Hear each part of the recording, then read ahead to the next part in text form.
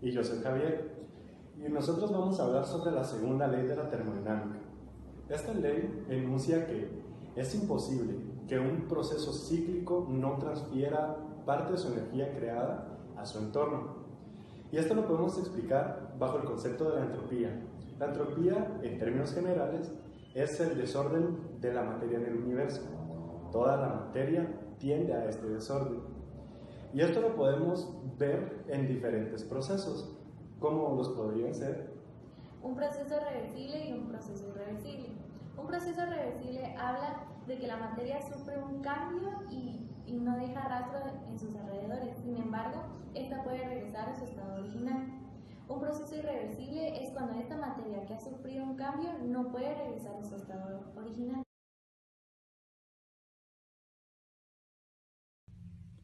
En el inciso A, pregunta si el congelamiento de agua a 0 grados Celsius y una atmósfera es un proceso reversible o irreversible. Para llevar el agua en estado líquido al estado sólido, simplemente se debe quitar una cantidad de calor, ya que el calor es igual al cambio en la entalpía de fusión, ya que la fusión y congelación del agua a 0 grados Celsius son procesos reversibles.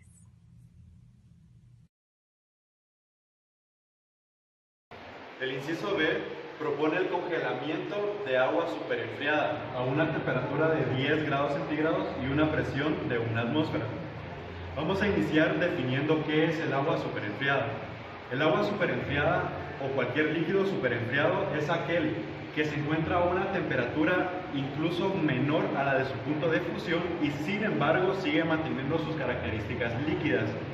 Esto lo podemos encontrar en refrigeradoras, de tiendas, de supermercados, incluso de nuestras propias casas, en donde tenemos líquidos súper fríos, incluso quizás abajo de su temperatura de fusión, y sin embargo mantienen sus características líquidas.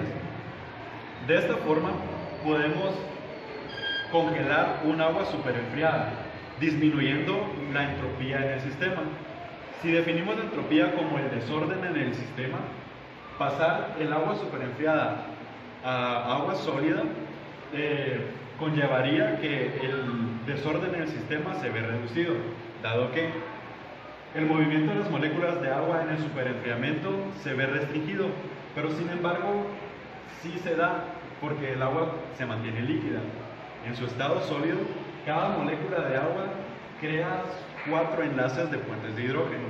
De esta forma logra su máximo compactamiento y logrando así su estado sólido y la reducción en la entropía del sistema. Esto lo podemos lograr disminuyendo la temperatura bruscamente, ya sea desde su punto de fusión hasta cualquier temperatura o de la temperatura del superenfriamiento a temperaturas más bajas. Sin embargo, también en el agua superenfriada, al aumentar la temperatura a temperaturas mayores de la del superenfriamiento o la del punto de fusión, vamos a lograr aumentar la entropía en el sistema, provocando más movimiento de las moléculas de agua que acá tengamos. De esta forma, cada molécula de agua tendrá un promedio de 3.6 fuentes de hidrógeno con sus moléculas adyacentes y el resto se encontrarán en un movimiento que no se ve restringido y se ve favorecido por el aumento de temperatura. Disminuyendo la temperatura de esto a esto y de esto a esto, o aumentando la temperatura de esto a esto, de esto a esto, vamos a lograr generar estos diversos procesos en un mismo sistema, por lo que podemos catalogizar el proceso del congelamiento del agua superenfriada como un proceso reversible. El inciso C propone la combustión del carbón. Este inciso propone la combustión del carbón a una temperatura de 800 Kelvin, que es un aproximado de 527 grados centígrados, y una presión de 1 atmósfera. Esta reacción es tan común que la podemos encontrar incluso en las cocinas de nuestras casas. Muchas de las estufas funcionan mediante la combustión del gas propano. En oxígeno y con una chispa de calor logramos obtener dióxido de carbono y agua en estado gaseoso como productos. La temperatura en la que el problema propone esta combustión es bastante alta, por lo que es muy difícil alcanzarla en la estufa de nuestra casa, pero En una bomba calorimétrica estas temperaturas se alcanzan fácilmente. Esquemáticamente, esta es una bomba calorimétrica en donde colocamos en un recipiente nuestra muestra y mediante una corriente eléctrica alcanzamos estas temperaturas de una forma tan instantánea que prácticamente toda nuestra muestra se convierte al instante en sus respectivos productos. La energía liberada en forma de calor por la combustión de esta muestra pasa a un medio acuoso donde la temperatura es registrada por medio de un termómetro. De esta forma, solo nos queda explicar que mediante esta combustión, cada uno de los carbonos presentes en esta molécula se oxida al dióxido de carbono y como otro producto del oxígeno presente y de los hidrógenos del hidrocarburo se convierten en agua. Si hablamos de un sistema abierto, estas moléculas de productos prácticamente se pierden luego de la combustión, dado que el sistema está abierto, entonces la entropía aumenta de una forma tan grande que las moléculas gaseosas se liberan y se pierden en todo el sistema. De esta forma podemos decir que el proceso de la combustión del carbono es un proceso irreversible. El inciso D propone el procedimiento de hacer rodar una bola sobre una superficie con fricción. Acá tenemos un sistema donde varias bolitas están rodando sobre una superficie que no tiene fricción. Y esto lo podemos observar de manera sencilla al ver que durante todo el proceso ninguna de las bolitas cambia ni su forma ni su tamaño. Sin embargo, si realizamos este mismo procedimiento en una bola de plasticina, inicialmente podemos observar que su superficie es lisa, pero luego de hacerla rodar sobre una superficie con fricción, como lo puede ser una lija de madera, observamos ahora sobre su superficie cierta rugosidad. Esto se debe a que al rodar la bola sobre una superficie con rugosidad, parte de la materia presente en la bola se queda adherida a las rugosidades de la superficie con fricción. Si entendemos entropía como el desorden en el sistema, vamos a ver que en nuestro sistema el que varias partículas se queden adheridas aumenta el desorden, porque ya no están compactas como lo estaban antes. Y aunque hiciéramos retroceder nuestra bola en nuestra superficie, estas partículas muy difícilmente se quedarían adheridas. Y si lo hicieran, al hacer esto de manera inversa, lo que vamos a lograr es que otras partículas se vuelvan a adherir a la superficie rugosa. Es decir, que ya no vamos a lograr que nuestra bola vuelva a su estado inicial, por lo que vamos a decir que el proceso de hacer rodar una bola sobre una superficie con fricción es irreversible.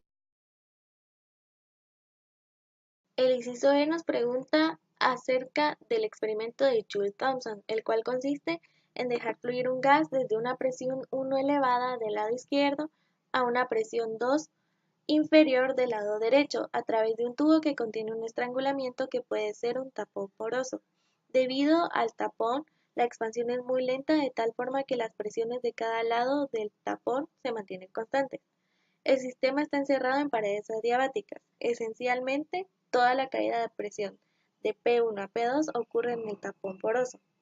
El proceso completo es irreversible, pues la presión 1 supera a la presión 2 en una cantidad finita y un cambio infinito en presiones no puede revertir el proceso.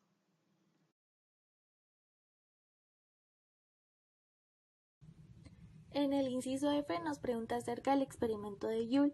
Consideremos que tenemos un gas en un recipiente con paredes aislantes, el cual tiene una pared que es removible que separa un gas de un vacío.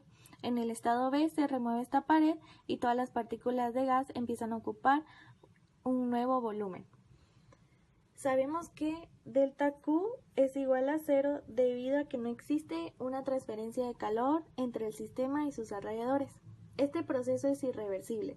Intuitivamente podemos decir esto, ya que inicialmente están aquí las partículas de gas, por lo que cuando se quite esta barrera, las partículas de gas se repartirán en todo este volumen. Entonces podemos decir que es irreversible porque no esperamos que espontáneamente estas partículas regresen a ocupar solo esta porción de volumen. Esto podemos demostrarlo por medio de la segunda ley de la termodinámica, que se expresa así, donde el cambio de entropía es mayor o igual que el intercambio de calor entre el sistema y sus alrededores, entre la temperatura, que en este caso es solamente del sistema, pero en este caso sabemos que delta Q es igual a 0, por lo tanto, ds es mayor o igual que 0. Esto implica que el cambio de entropía es mayor o igual a 0 y sabemos que esto solo ocurre en procesos irreversibles. El inciso G propone el siguiente procedimiento, donde tendríamos un sistema cerrado con nitrógeno e hidrógeno gaseoso en reacción para que nos dé amoníaco. Sin embargo, este sistema lo estaríamos comprimiendo mediante el uso de un émbolo infinitamente. Esto causaría cambios en la presión que tendríamos en el sistema. Y como ya muchos científicos han experimentado antes, especialmente Le Chatelier, él propuso que la presión, un aumento en la presión, desplazaría el equilibrio de la reacción química hacia la formación de productos. Un descenso en la presión desplazaría este equilibrio hacia los reactivos. Si lo vemos en términos de entropía, al aumentar la presión, haríamos que las moléculas de hidrógeno y nitrógeno se vieran más compactas, que estuvieran más juntas, permitiéndoles así formar el amoníaco. Sin embargo, si aumentamos la presión, aumentaríamos el volumen del sistema, alejando así el nitrógeno y el hidrógeno, aumentando la entropía, dándoles así más espacio y que estos estuvieran más lejos, y dándole lugar al amoníaco que se descomponga para formar reactivos. De esta forma, de manera esquemática, tendríamos este sistema, en donde el azul representaría el hidrógeno, el amarillo el nitrógeno y el verde el producto, que sería el amoníaco. Si nosotros comprimiéramos este émbolo infinitamente lento en nuestro sistema, lograríamos que el color azul, que sería el hidrógeno, y el nitrógeno con amarillo se mezclaran hasta cada vez más formar el color verde, que sería el amoníaco. De esta forma, nuestra condicionante para nuestro sistema sería la presión infinita. Si nosotros nunca dejamos de comprimir este sistema, todo el equilibrio siempre va a estar desplazado hacia los productos. De manera que podemos decir que por la condición infinita de compresión con el émbolo, nuestro sistema va a ser irreversible.